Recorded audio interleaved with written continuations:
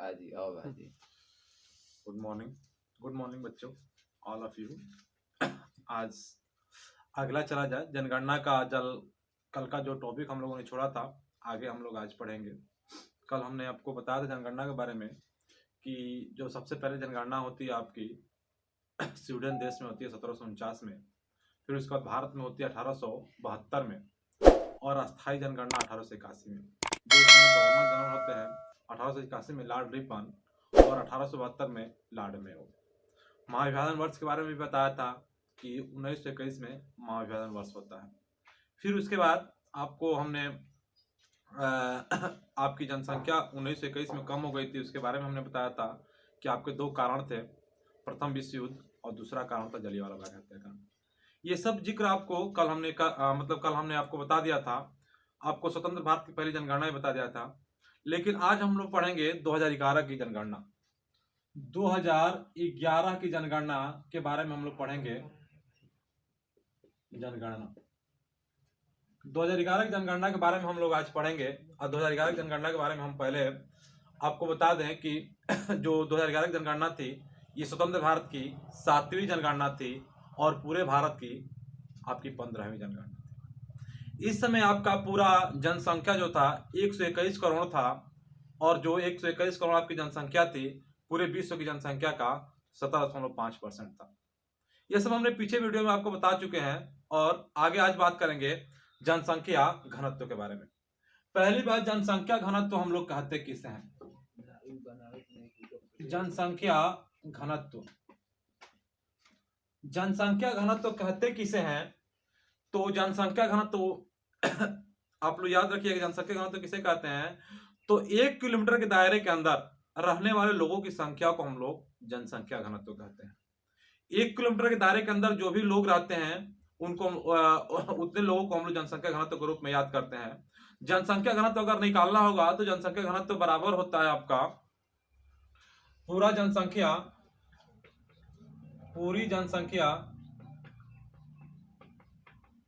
जनसंख्या बटा पूरा क्षेत्रफल।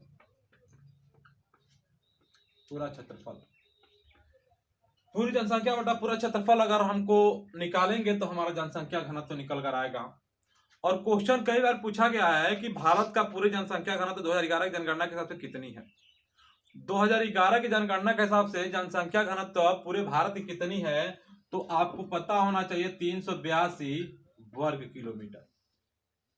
382 वर्ग किलोमीटर जो है आपका जनसंख्या घनत्व है पूरे भारत का 2011 की जनगणना के हिसाब से।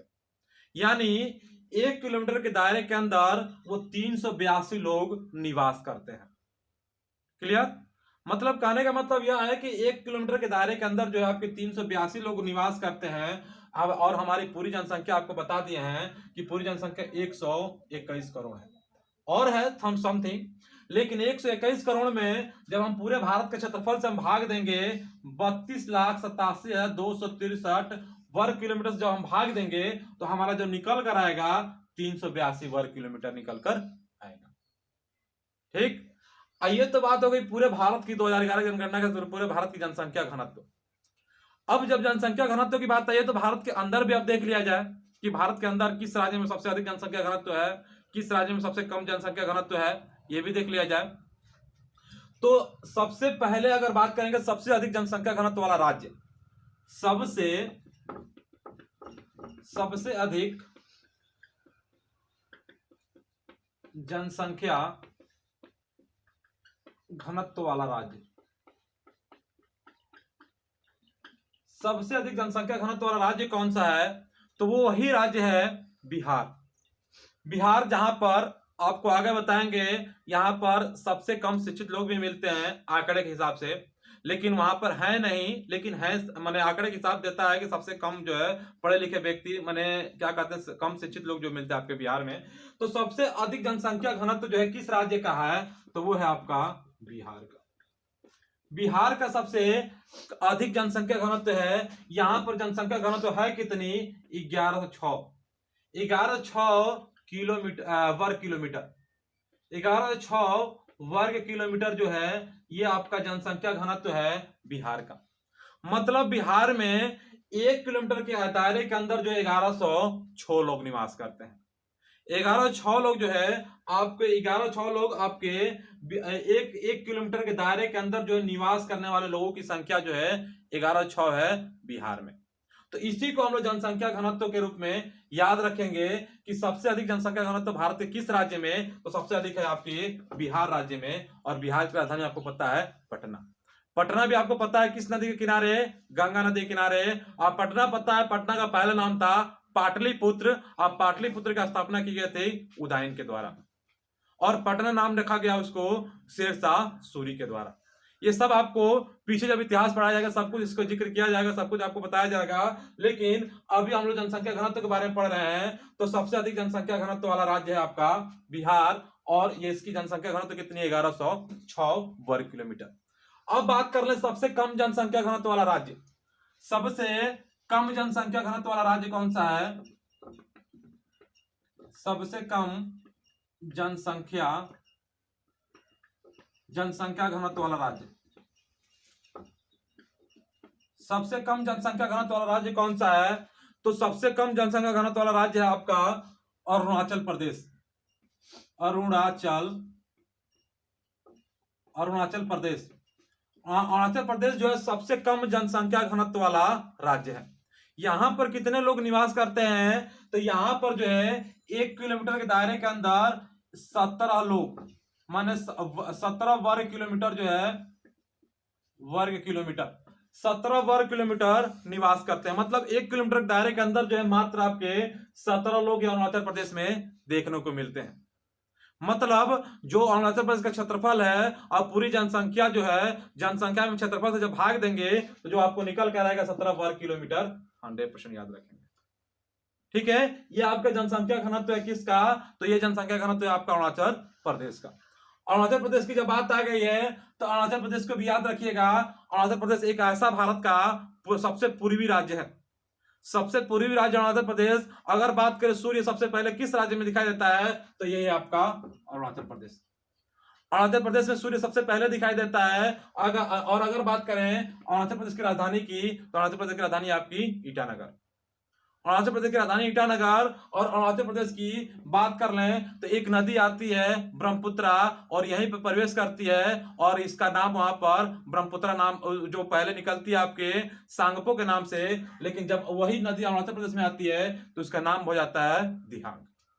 दिहांग के नाम से अरुणाचल प्रदेश में वो नदी जानी जाती है। तो याद रखिएगा सबसे कम जनसंख्या घनत्व आपका अरुणाचल प्रदेश का, और अरुणाचल प्रदेश की राजधानी आपकी ईटानगर। सबसे कम जनसंख्या घनत्व है आपका ये अरुणाचल प्रदेश में 17 वर्ग किलोमीटर। 17 वर्ग किलोमीटर जो है मतलब 1 किलोमीटर के दायरे के अंदर आपके 17 लोग निवास करते हैं। ये तो हो गया आपके जनसंख्या घनत्व। जनसंख्या घनत्व के बारे में नियर अबाउट आपको समझ में आ गया होगा। आगे चला जाए लिंगानुपात के बारे में। आगे हम आपको पढ़ाएं लिंगानुपात के बारे में कि लिंगानुपात किसे कहते हैं और किस भारत का लिंगानुपात कितना है, और पूरे भारत में कौन सा ऐसा राज्य है जिसकी लिंगानुपात सबसे अधिक है, उसका भी जिक्र कर लिया जाए। चलिए तो पहले आपको लिंगानुपात के बारे में भी जिक्र कर लिया जाए।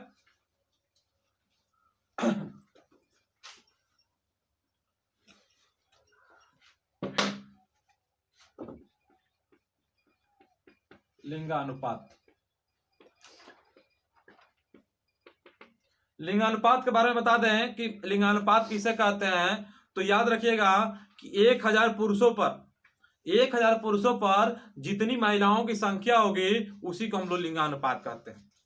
मतलब हम लोग पुरुषों की तुलना महिलाओं से करते हैं, उसी को लिंगानुपात कहते हैं। यानी 2011 की जनगणना के हिसाब से पूरे भारत का लिंगानुपात कितना है, तो पूरे भारत का लिंगानुपात है 1000 पुरुषों पर 943 जो है महिलाएं हैं। मतलब कहने का मतलब यह है कि अगर 1000 पुरुष हैं तो 943 जो है आपकी महिलाएं होंगी, ठीक है। यानी अगर पूरे भारत में 1000 पुरुषों की तुलना की जाए तो 1000 पुरुषों पर जो है आपकी 943 ही महिलाएं हैं। इसीलिए भारत सरकार ने कई योजनाएं चलाया है, जैसे बेटी बचाओ योजना। ठीक है, बेटी बचाओ योजना के बारे में भी आपको पढ़ाया गया है, बताया गया है। तो ये सब याद रखिएगा। लिंगानुपात के बारे में हम बता रहे हैं। तो लिंगानुपात की जो मतलब लिंगानुपात के जो भारत में लिंगानुपात है 1000 पुरुषों पर 943 महिलाएं हैं। ठीक है, ये तो हो गया आपके पूरे भारत के लिंगानुपात। अब भारत के अंदर की बात कर ली जाए। भारत में सबसे अधिक लिंगानुपात किस राज्य में और सबसे कम लिंगानुपात किस राज्य में, उसका भी जिक्र कर लिया जाए। तो बात करेंगे सबसे अधिक लिंगानुपात वाला राज्य। सबसे अधिक लिंगानुपात वाला राज्य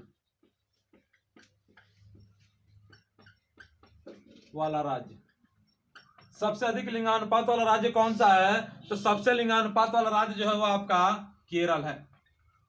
केरल सबसे अधिक लिंगानुपात वाला राज्य केरल। और केरल में सबसे अधिक लिंगानुपात है। तो भाई कितना लिंगानुपात है केरल में? तो याद रखिएगा 1000 पुरुषों पर 1000 पुरुष हैं अगर, तो महिलाओं की जो संख्या होगी यहां पर 1083। मतलब यहां पर कहने का मतलब यह है कि 1000 अगर पुरुष हैं तो वहां पर 1083 जो है महिलाएं हैं। कहां पर? केरल में। क्योंकि यहां पर लिंगानुपात सबसे अधिक है और यहीं पर केरल में ही सबसे अधिक पढ़े लिखे लोग भी मिलते हैं। सबसे शिक्षित राज्य भी आपका केरल है, इसीलिए यहां पर लड़के और लड़कियों में कोई फर्क नहीं है। और इसीलिए बात करें तो 1083 यहां पर महिलाओं का लिंगानुपात दिखाया जाता है। मतलब 1000 अगर पुरुष हैं तो 1083 आपकी महिलाएं होंगी। और लिंगानुपात की बात कर लें तो ये है आपका लिंगानुपात केरल का सबसे अधिक भारत में। अगर सबसे कम लिंगानुपात किस राज्य का? तो सबसे कम लिंगानुपात जो है, सबसे कम लिंगानुपात सबसे कम लिंगानुपात वाला राज्य, सबसे कम लिंगानुपात वाला जो राज्य है आपका वो है आपका हरियाणा। हरियाणा सबसे कम लिंगानुपात वाला राज्य जो है आपका हरियाणा। हरियाणा में जो लिंगानुपात है वो आपका कितना है? 1000 पुरुषों पर 889 आपकी महिलाएं हैं। 889 जो है आपकी महिलाएं हैं, याद रखिएगा 1000 पुरुषों पर। यह आपका लिंगानुपात है। सबसे अगर बात करें सबसे कम लिंगानुपात वाला राज्य यही है आपका हरियाणा। और हरियाणा की बात कर लें तो ये आपका सबसे कम लिंगानुपात। और हरियाणा की जब बात आई है तो ये भी याद रखिएगा हरियाणा में सबसे कम वन भी पाए जाते हैं। सबसे कम वन भी आपके हरियाणा में ही पाए जाते हैं, ये भी याद रखिएगा। और हरियाणा की राजधानी आपको चंडीगढ़। क्वेश्चन कई बार पूछा गया है कैसे कौन से दो राज्य हैं जिनकी राजधानियां एक है, तो वह चंडीगढ़ और पंजाब। क्या कहते हैं पंजाब, हरियाणा और पंजाब की राजधानी आपकी चंडीगढ़ है। ठीक है, तो कई बार ये जो आपको जिक्र किए जाएंगे हरियाणा की बात। और हरियाणा की बात करें तो यहीं पर आपके पानीपत का युद्ध भी होता है। और हरियाणा में ही आपका कुरुक्षेत्र जो आपका महाभारत का युद्ध हुआ वो भी आपका कुरुक्षेत्र क्षेत्र यहीं पर पड़ता है हरियाणा में। तो ये है आपका लिंगानुपात। अब लिंगानुपात के बारे में आपको हो गया। अब आगे देख लिया जाए कि वनों के बारे में। अब आगे ये भी देख लिया जाए, वनों से भी हम लोग को क्वेश्चन मिलते हैं। क्योंकि जनगणना में आपकी हर किसी की जनगणना होती है। आपके पशुओं की भी जनगणना होगी, वनों की भी जनगणना होगी, सब कुछ की जनगणना होगी। तो वनों के बारे में भी हम लोग देख लें कि वनों का प्रतिशत कितना है भारत में और कितना प्रतिशत आपका होना चाहिए। ठीक है, वनों की बात कर रहे हैं तो वनों में अगर वनों की प्रतिशत की बात करें तो भारत में वनों का जो प्रतिशत होना चाहिए वो आपका 33% होना चाहिए। वनों का प्रतिशत जो होना चाहिए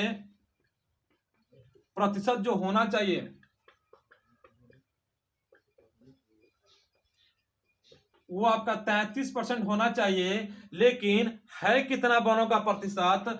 वर्तमान में है आपका वनों का प्रतिशत 21.34%। 21.34% जो है आपका वनों का ही प्रतिशत है। लेकिन होना चाहिए हमें 33%। लेकिन होना चाहिए 33%। आगे बात करें कि वन जो है भारत में किस राज्य में सबसे अधिक है और किस राज्य में सबसे कम है। बात करेंगे सबसे अधिक वन वाला भारत का राज्य कौन सा है। सबसे अधिक वनों वाला राज्य, वनों वाला राज्य, सबसे अधिक वनों वाला राज्य जो है आपका वही है जो आपको मध्य में पड़ता है, जिसका नाम है मध्य प्रदेश। मध्य प्रदेश, मध्य प्रदेश सबसे अधिक वनों वाला ये आपका राज्य है। अब वनों की बात कर लें तो सबसे अधिक वन आपके मध्य प्रदेश में, और जिसको हम लोग बंगाल ये क्या कहते हैं, मध्य प्रदेश को सोया प्रदेश के नाम से भी हम लोग जानते हैं। मध्य प्रदेश को सोया प्रदेश के नाम से भी जानते हैं। और मध्य प्रदेश की बात कर लें तो मध्य प्रदेश सबसे अधिक जो होता है आपका सोयाबीन भी होता है। मध्य प्रदेश की बात कर लें तो मध्य प्रदेश में आपको पता है कि यहीं पर सांची का स्तूप भी है, अशोक ने जो बनवाया था, ठीक है। और ये आपका सबसे अधिक वनों वाला जो है राज्य है, सबसे अधिक वनों वाला राज्य है, ये अधिक वनों वाला राज्य है। अगर बात करें सबसे कम वन, सबसे कम वन कहां पर मिलते हैं, किस राज्य में सबसे कम वन वाला राज्य, तो वो है आपका हरियाणा। हरियाणा जो है यह सबसे कम वन यहां पर पाए जाते हैं, ठीक है। तो ये है आपके वनों के बारे में।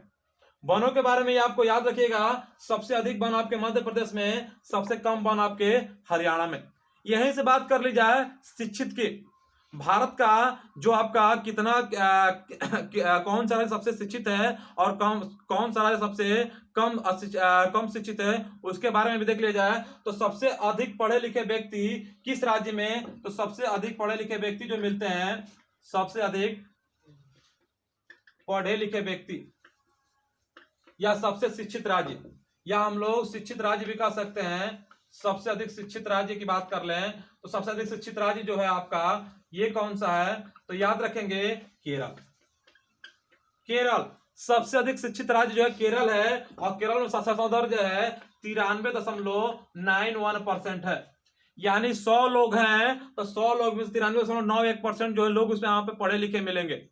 मतलब पढ़े लिखे की बात करें तो 93.91% जो आपके यहाँ पर पढ़े लिखे मिलेंगे। और जब केरल की बात आई है तो केरल की बात हम बता दें कि केरल में सबसे ज्यादा मसालों के लिए हम लोग जानते हैं। केरल को हम लोग मसाले के लिए जानते हैं। और केरल की बात करें, कथकली यहाँ का नृत्य है, क्लासिकल डांस जो भी आपको कथकली। और केरल की बात कर रहे हैं तो केरल की राजधानी आपके त्रिवेंद्रपुरम, ये भी आप लोग याद रखिएगा। आगे चलेंगे, ये तो हो गया सबसे अधिक पढ़े लिखे की बात। अब सबसे कम पढ़े लिखे लोगों की बात कर लें। सबसे कम पढ़े लिखे लोग किस राज्य में, यानी क्वेश्चन पूछेगा सबसे कम शिक्षित राज्य वाला, सबसे कम शिक्षित राज्य कौन सा है, तो सबसे कम शिक्षित राज्य जो है लोग किस राज्य में, तो बात करेंगे सबसे कम शिक्षित लोग किस राज्य में मिलेंगे, तो आपको बिहार में। बिहार में सबसे कम शिक्षित लोग मिलते हैं, लेकिन ये आंकड़े कहते हैं कि सबसे कम जो है बिहार में, लेकिन वहीं के सबसे अधिक पढ़े लिखे लोग भी मिलते हैं, ठीक है। लेकिन ये आंकड़ा है, ये 2011 की जनगणना के हिसाब से कि सबसे कम पढ़े लिखे बिहार में, यहाँ के जो आपका प्रतिशत है कितने लोग पढ़े लिखे मिलेंगे, तो 65.46%, नियर अबाउट 65.46% जो है आपको मिलते हैं वहां पर पढ़े लिखे बिहार राज्य में। और बिहार राज्य की बात कर लें तो पटना यहाँ की राजधानी। यहाँ यहीं तक, अगले पार्ट में फिर आपसे मुलाकात होगी। और हमारे चैनल पर अगर नए हैं तो आप लोग सब्सक्राइब कर लीजिए और बेल आइकन को दबा लीजिए कि जो भी वीडियो भेजे आपको नोटिफिकेशन सबसे पहले पहुंच जाए। और इसी के साथ धन्यवाद, गुड बाय।